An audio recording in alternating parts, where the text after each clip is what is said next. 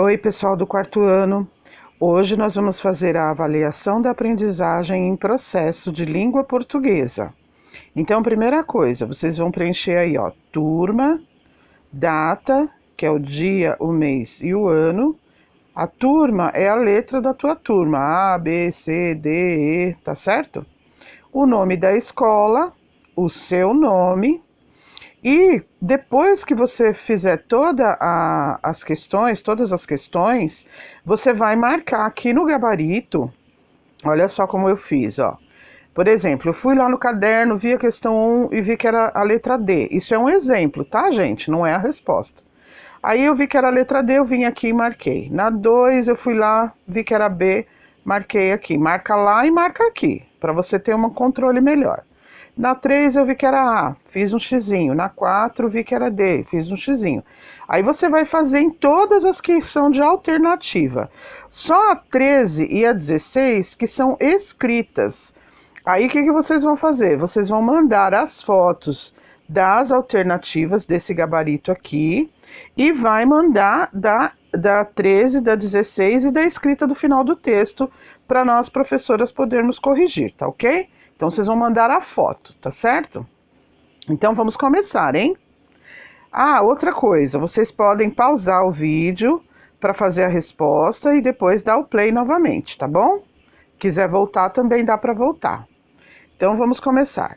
Leia o texto abaixo e responda as questões 1, 2 e 3. A cumbuca de ouro. Eram dois vizinhos, um rico e outro pobre, que viviam turrando. O gosto do rico era pregar peças no pobre. Certa vez, o pobre foi à casa do rico propor um negócio. Queria que ele arrendasse um pedaço de terra que servisse para a plantação de uma roça de milho. O rico imediatamente pensou num pedaço de terra que não valia coisa nenhuma, tão ruim que nem formiga dava. Fez-se negócio. O pobre voltou para sua choupana e foi com sua mulher ver a tal terra. Lá chegados, descobriram uma cumbuca. Xi, mulher, esta cumbuca está cheia de moedas, venha ver. E de ouro, disse a mulher, estamos arrumados. Não, disse o marido, que era homem de muita honestidade. A cumbuca não está em terra minha, portanto, não me pertence. Meu dever é dar conta de tudo ao dono da propriedade. E foi ter com o rico, ao qual contou tudo. Bem, disse ele, nesse caso, desmancho o negócio feito. Não posso arrendar terras que dão cumbucas de ouro. O pobre voltou para sua choupana e o rico foi correndo tomar posse da grande riqueza. Mas, quando chegou lá, só viu uma coisa, uma cumbuca cheia de vespas das mais terríveis. Aham, exclamou. Aquele patife quis mangar comigo, mas vou pregar-lhe uma boa peça. Botou a cumbuca de vespas num saco e encaminhou-se para a choupana do pobre. Ô, compadre, feche a porta e deixe só meia janela aberta. Tenho um lindo presente para você. O pobre fechou a porta, deixando só meia janela aberta. O rico, então, jogou lá dentro a cumbuca de vespas. Aí tem, compadre, a cumbuca de moedas que você achou em minhas terras. Regale-se com o grande tesouro. E ficou a rir de não poder mais. Mas assim que a cumbuca caiu no chão, as vespas se transformaram em moedas de ouro que rolaram. Lá de fora, o rico ouviu o barulhinho e desconfiou e disse: Compadre, abra a porta, quero ver uma coisa.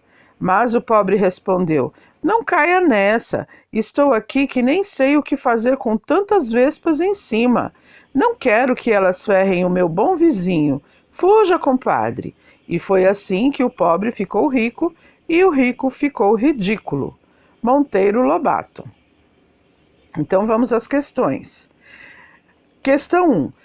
De acordo com o texto, assim que a cumbuca caiu no chão, as vespas se transformaram em A. Moedas de ouro. B. Um saco de ouro.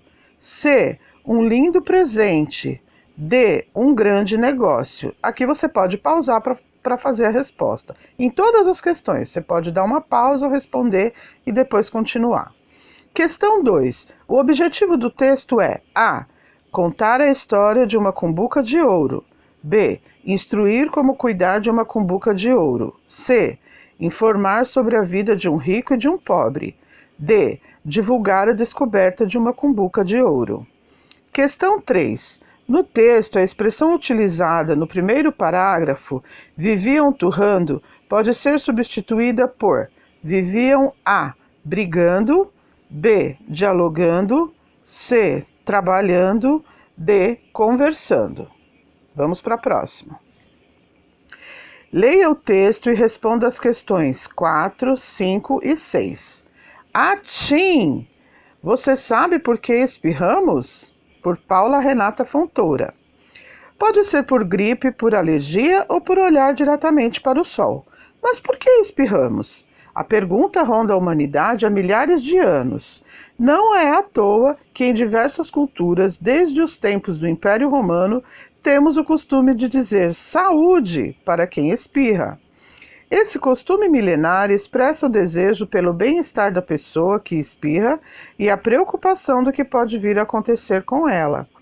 Antigamente, o espirro era associado a doenças graves que poderiam levar à morte. Além disso, historiadores contam que em culturas ancestrais muito influenciadas por crenças religiosas, o espirro era considerado um mau presságio, isto é, a indicação de que algo de ruim aconteceria. O tempo passou. Hoje sabemos que o espirro não é um mau presságio e que ele não indica necessariamente a ocorrência de uma doença grave, mas a mania de dizer saúde quando ouvimos atim continua.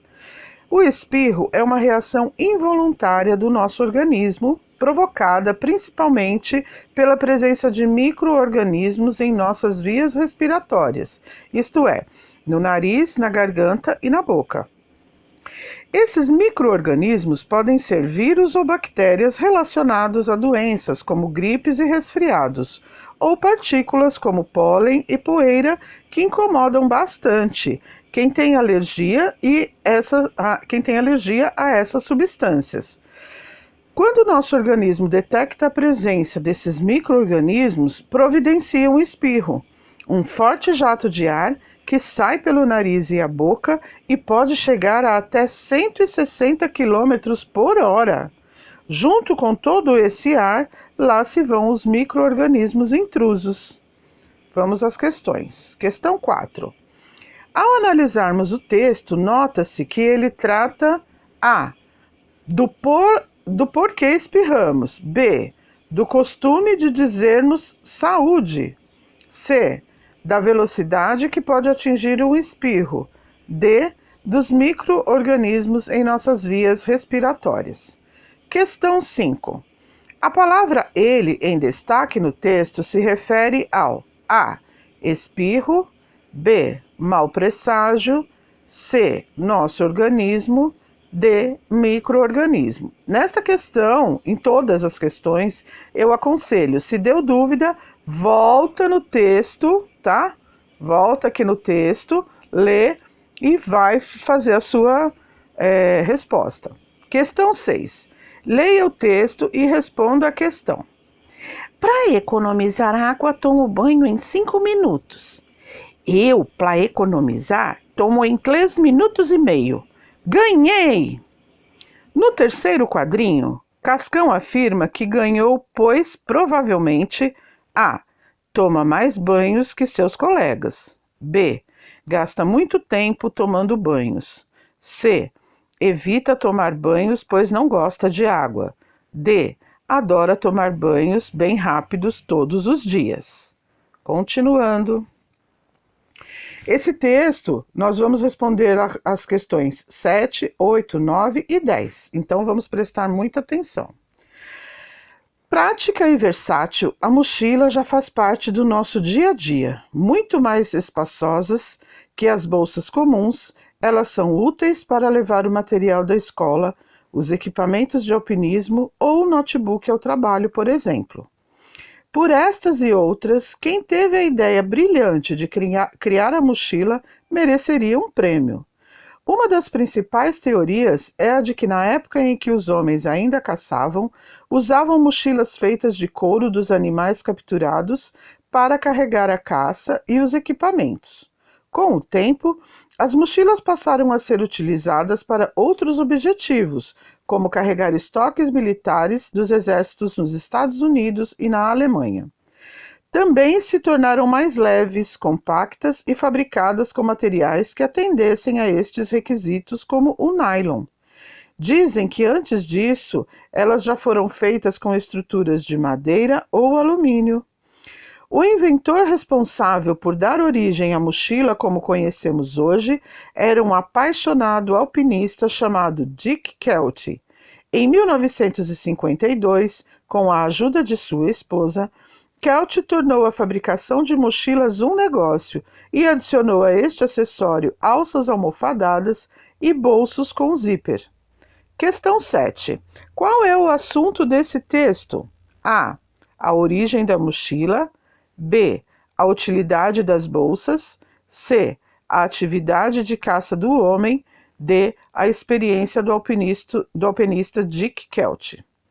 Questão 8. De acordo com esse texto, nos Estados Unidos e na Alemanha, as mochilas passaram a ser usadas para A. Transportar o notebook. B. Levar material de alpinismo. C.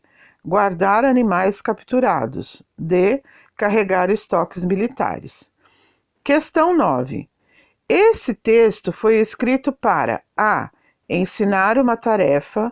B. Dar uma informação. C. Anunciar um produto. D. Descrever uma atividade. Questão 10.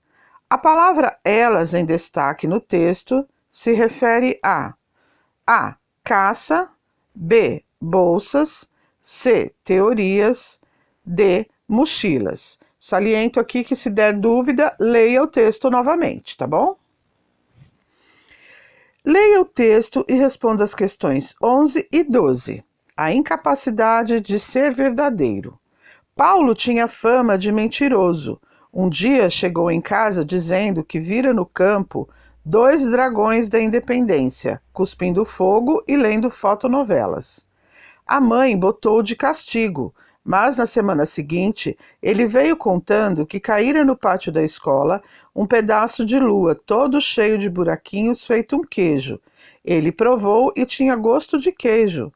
Desta vez, Paulo não só ficou sem sobremesa, como foi proibido de jogar futebol durante 15 dias. Quando o menino voltou falando que todas as borboletas da terra passaram pela chácara de Cia Eupídia e queriam formar um tapete voador para transportá-lo ao 7º céu, a mãe decidiu levá-lo ao médico. Após o exame, o doutor Epaminondas abanou a cabeça. Não há nada a fazer, dona Coló. Este menino é mesmo um caso de poesia. Carlos Drummond de Andrade. Questão 11. Quem colocou Paulo de castigo? A. Cia Eupídia. B. A mãe de Paulo. C. O doutor Epaminondas. D. 2 dragões da independência. Questão 12. As personagens dessa história são A. Paulo, Cia Eupídia e o doutor Epaminondas. B. Paulo, a mãe de Paulo e o doutor Epaminondas. C. Cia Eupídia, Dona Colo e o doutor Epaminondas. D. Paulo, Dona Colo e os 2 dragões da independência. Questão 13. Leia o texto e responda a questão. Marta, ao brincar de formar palavras, cometeu alguns erros. Observe a formação das palavras e encontre os erros cometidos por Marta. Chinês mais esa igual a chinesa. Finlandês mais esa igual a finlandesa. Português mais esa igual a portuguesa.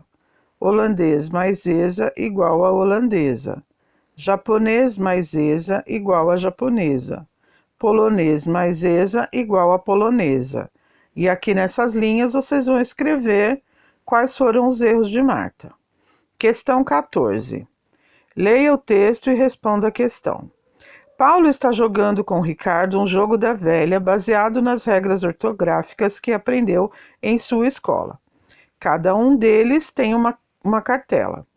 Paulo teve que escrever 3 palavras que terminem com EZA. e Ricardo com ESA. Paulo fez a primeira jogada e acertou. Porém, Ricardo cometeu erros. Cartela de Paulo: certeza, beleza, esperteza. Cartela de Ricardo: impureza, lerdeza, baronesa. Ricardo errou as seguintes palavras: impureza e lerdeza. B. Baronesa e lerdeza. C. Baronesa e lerdeza. D. Impureza, lerdeza e baronesa. Questão 15. Leia o texto e responda a questão. Gruta da comadre onça. A onça caiu da árvore e por muitos dias esteve de cama, seriamente enferma, e como não podia caçar, padecia de fome. Em tais apuros imaginou um plano. Comadre Irará, corra ao mundo e diga à bicharada que estou à morte e que venham me visitar. A Irará partiu, deu o recado e os animais, um a um, começaram a visitar a onça. Vem o veado, vem a capivara, vem a cutia, vem o porco do mato. Veio também o jabuti. Mas o jabuti, antes de entrar na toca, teve a lembrança de olhar para o chão. Viu só rastros entrantes, não viu nenhum rastro sainte e desconfiou. Nesta casa quem entra não sai. Em vez de visitar a onça doente, eu vou rezar por ela. E foi o único que se salvou. O jabuti não entrou na toca da onça, pois A. Sentiu medo. B. Precisava ir à igreja. C. Teve compaixão da onça. D. Percebeu a real intenção da onça. Questão 16. Leia o texto e responda a questão. Tarefa difícil. Ainda é cedo quando um jovem entra na fazenda à procura de serviço. Logo é atendido pelo fazendeiro, que lhe dá a primeira tarefa. Tome este banquinho e este balde. Vá ali naquele galpão e tire o leite da malhada. É minha vaquinha leiteira. Certamente, senhor, vou agora mesmo. Bastante animado, lá vai o rapaz. Não demora muito e ouve-se mugidos e gritaria. O rapaz sai apressadamente do galpão, segurando o banquinho em uma mão e o balde, sem nenhuma gota de leite na outra. O que houve? Perguntou o fazendeiro. Senhor, tirar o leite da vaca até que é fácil, mas fazer ela sentar no banquinho não dá mesmo. Por que o jovem não conseguiu tirar o leite da malhada? Aqui você vai escrever a sua melhor resposta, tá ok? Agora vamos para a parte final aqui, que é a produção escrita. Produção final de uma história. O trecho abaixo trata do início de um conto de Ítalo Calvino denominado O Príncipe Canário. Escreva um final para essa história. Lembre-se que o final que você inventar precisa combinar com o trecho lido por você. O Príncipe Canário, Ítalo Calvino. Era uma vez um rei que tinha uma filha. A mãe da menina morrera e a madrasta sentia muito ciúme da enteada, sempre falava mal dela para o rei. A moça vivia a se desculpar e a se desesperar, porém a madrasta tanto falou e tanto fez que o rei, embora afeiçoado à filha, acabou dando razão à rainha e decidiu expulsá-la de casa.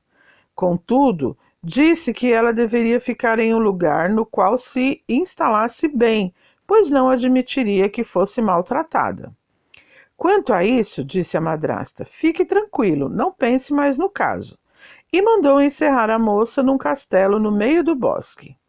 Destacou um grupo de damas da corte e as mandou para lá, a fim de fazer companhia a ela, com a recomendação de que não a deixassem sair, e nem mesmo se aproximar da janela. Naturalmente, lhes pagava salários da casa real. A moça recebeu um aposento bem montado, podendo beber e comer tudo o que quisesse, só não podia sair. Todavia, as damas, muito bem pagas e com tanto tempo livre, nem se preocupavam com ela. De vez em quando, o rei perguntava à mulher: E nossa filha, como vai? O que fez de bom? A rainha, para mostrar que se interessava pela jovem, foi visitá-la. No castelo, assim que desceu da carruagem, foi recebida pelas damas, dizendo-lhe que ficasse tranquila, que a moça estava muito bem e era muito feliz. A rainha subiu um momento até o quarto da moça. E então, está realmente bem? Não lhe falta nada, não é? Está com uma bela cor. Vejo que a aparência é boa. Mantenha-se alegre, hein? Até a próxima. E foi embora. Chegando ao castelo, disse ao rei que jamais vira sua filha tão contente. Mas, na verdade, sempre sozinha naquele aposento, pois as damas de companhia jamais lhe davam atenção, a princesa passava os dias tristemente debruçada na janela. Debruçava-se com os braços apoiados no balcão e teria feito um calo nos cotovelos se não tivesse lembrado de colocar uma almofada embaixo deles. A janela dava para o bosque, e a princesa, durante o dia inteiro, só via os cismos das árvores, as nuvens e a trilha dos caçadores. Um dia, passou por ali o filho de um rei que perseguia um javali. Ele sabia que aquele castelo, havia muito tempo, estava desabitado, e se admirou ao ver sinais de vida, panos estendidos entre as ameias, fumaça nas chaminés, vidraças abertas. Observava tudo, quando viu em uma janela lá do alto uma bela moça debruçada e sorriu para ela. A moça também viu o príncipe, vestido de amarelo e com polainas de caçador e espingarda, que olhava para cima e sorria para ela. Então ela também sorriu para ele. Ficaram assim 1 hora, olhando-se e rindo, e também fazendo gestos e reverências, pois a distância que os separava não permitia outras comunicações. No dia seguinte, e aqui vocês vão continuar a história, dando um final para essa história, tá bom? Fazendo o melhor que vocês puderem, tá? E é isso, gente. Então, um beijo. Nós estaremos de plantão no grupo para tirar qualquer dúvida, tá bom? Até daqui a pouco.